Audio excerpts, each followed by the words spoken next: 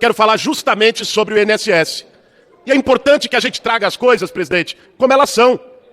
Veja, o esquema de roubos de velhinhos, de aposentados, por entidades pilantras, começou com Bolsonaro em 2019. E acabou agora com o Lula. Quem começou o esquema foi o Bolsonaro e quem terminou o esquema foi o Lula.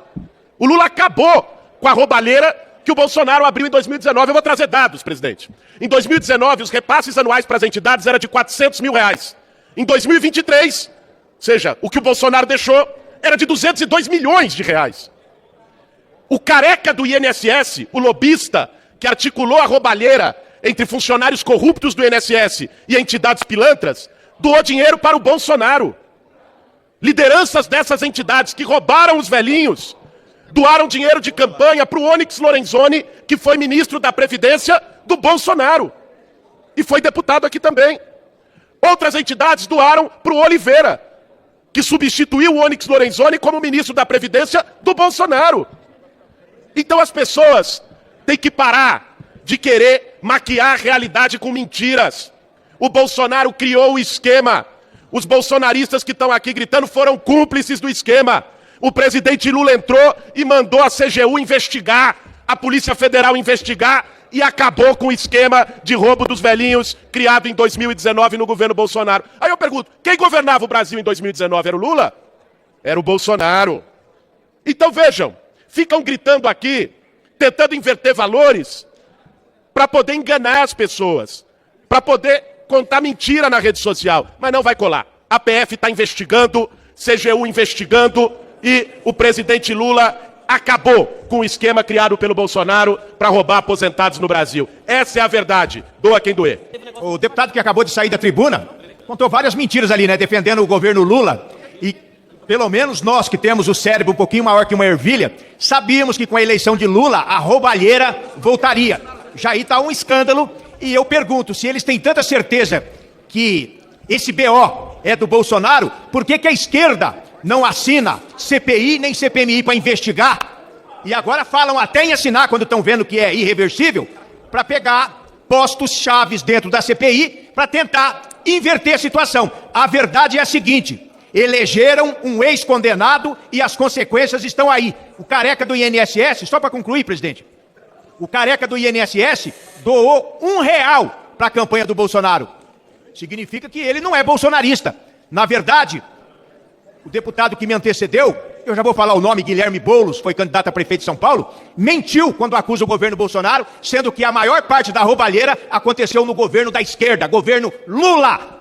Bolsonarista e CPI é uma piada. Piada pronta. Eles pediram a CPI do MST.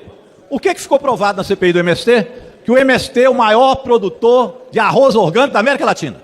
Aí eles pediram a CPMI do golpe. O que ficou provado? Que Bolsonaro era o golpista mor e que vai ser preso. Obrigado pela CPMI. Agora eles estão falando em CPI do INSS. Vai mostrar o quê? Que o roubo começou com Bolsonaro. Além de ladrão de joia, vai ser ladrão dos aposentados também. Agora estão falando em CPI da China. Sabe o que vai mostrar? Que o Brasil tem comércio exterior com a China e que vai trazer muita coisa boa para cá. Então as denúncias bolsonaristas, elas se viram contra eles. Eles são adversários deles mesmos. E agora que o presidente Lula, a Controladoria Geral da União, a Polícia Federal estão investigando, hoje foram lá e pegaram carro de luxos do careca do INSS, que já está mais conhecido como careca do Bolsonaro. E eles ainda querem CPMI. E eu vi o debate do Alencar, viu? O senador Isalci falou claro que ele levou lá auditores fiscais e os auditores falaram para o Bolsonaro que tinha fraude no INSS. E o que aconteceu depois disso?